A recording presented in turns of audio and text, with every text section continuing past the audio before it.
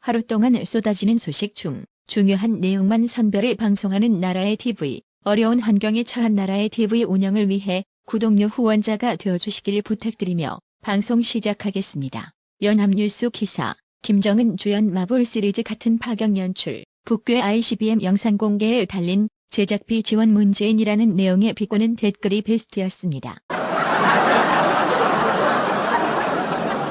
지금 보시는 사진은 시민들이 광화문 광장으로 집결해 대통령 집무실 용산 이전을 격하게 환영하는 장면인데요.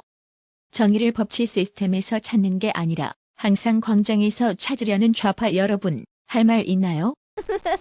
지금 보시는 사진은 정우성이 지난 2016년 11월 19일 탄핵 정국 당시 박 대통령을 향해 박근혜 나와라고 소리친 장면인데요. 그래서 박 대통령이 5년 만에 나왔습니다. 정우성 양반아, 그래서 뭐 어쩌려고? 이런 거 보면 좌파 정치권이나 추종하는 세력들이나 하나같이 졸라리 유치하죠?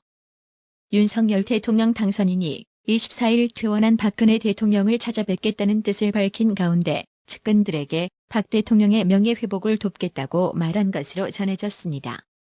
윤석열 당선인은 평소 주변 인사들에겐 박 대통령 명예회복이 필요하다며 어떤 식으로든 돕겠다는 의지를 밝혀왔다고 TV조선이 보도했습니다. 윤석열 당선인은 지난 24일 박근혜 대통령에게 퇴원 축하난을 전달했습니다. 이에 박 대통령은 윤석열 당선인에게 건강 잘 챙기시기를 바란다는 뜻을 측근을 통해 전했습니다. 국민의힘은 다소 고무된 분위기라고 하는데요. 김재원 최고위원은 앞으로 박 대통령의 정치적 명예회복을 위해 도울 생각이라고 밝혔고, 이준석 역시 우리 당이 배출한 박 대통령이 건강하게 퇴원하셔서 다행이다. 앞으로 박 대통령의 명예가 꾸준히 회복되기를 기대한다고 말했다는데요. 싸가지 없는 이준석이 이런 말한 것 자체가 박 대통령의 정치적 영향력이 여전히 살아있음을 방증하는 거 아니겠어요? 박근혜 대통령의 법률 대리인 유영하 변호사는 지난 25일 윤석열 당선인 측이 다음 주 대구 사저를 찾겠다는 뜻을 밝힌 것과 관련 구체적인 날짜 조율을 하고 있지는 않다고 밝혔습니다. 유영하 변호사는 이날 채널A 뉴스에 출연, 윤석열 당선인이 다음 주 찾아뵙겠다고 직접 얘기했는데 날짜를 조율 중인가라는 질문에 아니오라면서 제가 아직 대통령께서 건강이 완전히 회복되신 게 아니고 또 이사 오신 지도 얼마 안 되시지 않냐. 그래서 그런 시간은 조금 나중에 한번 조율을 해보자는 식으로 말씀을 전해드렸다고 설명했습니다. 이에 따라 윤석열 당선인의 박 대통령 사저 예방 시기는 4월로 넘어갈 것이라는 관측에 무게가 실리고 있습니다. 유영하 변호사는 윤석열 당선인이 대통령 취임식에 초청하겠다는 뜻을 밝혔다는 질문에 공식적으로 저희한테 취임식에 초청하겠다는 얘기는 없고 언론을 통해 듣기는 들었다며 아직 공식적으로 어떤 내용을 전달받은 바는 없다고 밝혔습니다. 앞서 유영하 변호사는 TV매일신문 유튜브 방송 관풍류에 출연해 대구 사저 매입 비용에 대해 일정 부분 가세연이 도움을 준 게 맞다. 그 돈은 차용한 것으로 차차 갚을 예정이라고 밝혔습니다. 그러면서 박 대통령이 옥중에서 받은 지지자들의 편지와 답장을 묶어서 펴낸 책 그리움은 아무에게나 생기지 않습니다의 인지세 등으로 일부 변제하고 남은 부분은 변제 계획이 세워져 있으며 가족들이 도움을 주고 있다고 설명했습니다. 이후 가로 세로 연구소 김세혜 대표는 자신의 페이스북을 통해 드디어 유영하 변호사가 달성 사저 관련해서 말을 해줬기 때문에 이제 명확하게 밝히겠다며 박 대통령 사저 마련을 위해 과감하게 포기한 나의 21억 원, 강용석 소장의 3억 원 모두 다 개인 돈이라고 밝혔습니다. 아울러 왜 박근혜 대통령에게 그냥 드리지 않고 빌려드렸냐고 하는데 정말 기가 찬다며 박 대통령은 절대로 돈을 받을 뿐이 아니고 대한민국 증여세는 50%라고 설명했습니다. 그냥 박 대통령에게 24억 원의 돈을 지급하면 그중 세금이 무려 12억 원이라는 뜻입니다. 박 대통령이 옥중 수감 중 지지자들이 보낸 편지의 답장 형태로 교감을 나눈 내용으로 그리움은 아무에게나 생기지 않습니다라는 책을 출판할 당시 김세혜 대표는 박 대통령에게 받은 표지 첫 장 부분 박 대통령이 직접 쓴 필체로 감사 인사를 전해받은 바 있는데요. 이번 박 대통령 사저 구입 부분은 분명 김세혜 대표가 일정 부분 공언한 건 사실로 보이고 이런 일로 왜 우파끼리 서로 다투고 고발까지 가야 하는지 진심 이해가 안 되는 나라의 TV 입장입니다. 신평 변호사가 청와대 특수활동비와 김정숙의 의전 비용 비공개를 두고 또 하나의 내로남불이 부상했다라며 김정숙 씨가 청와대 특수활동비를 사용하여 남편의 임기 내내 과도한 사치를 했다고 한다라고 말했습니다. 신평 변호사는 지난 19대 대선 당시 문재인 캠프에 몸담았다가 이번 20대 대선에서 윤석열 대통령 당선인을 공개 지지한 인물입니다.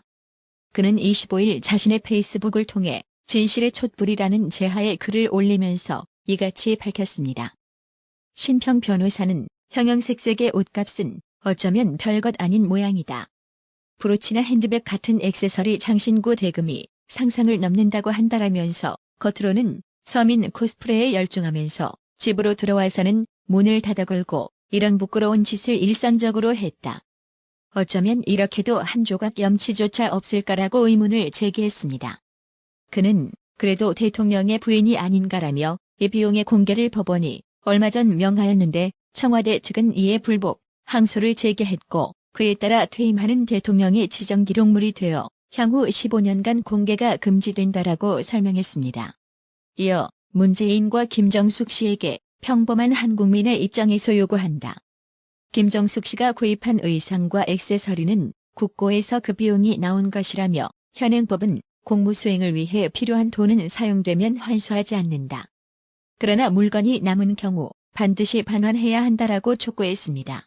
신평 변호사는 국립대학 교수가 연구비를 받아 구입한 프린터 한 대나 개인적 필요로 주문한 책 한 권도 그가 퇴직할 때에는 어떤 예외 없이 반환한다라면서 이를 하지 않으면 행정 절차에 묶여 꼼짝달싹도 할 수 없게 궁지에 빠진다라고 경고했습니다.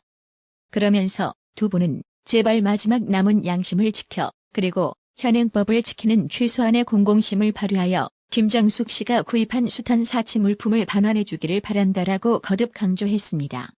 아울러 진실의 촛불은 점점 밝아지고 있다.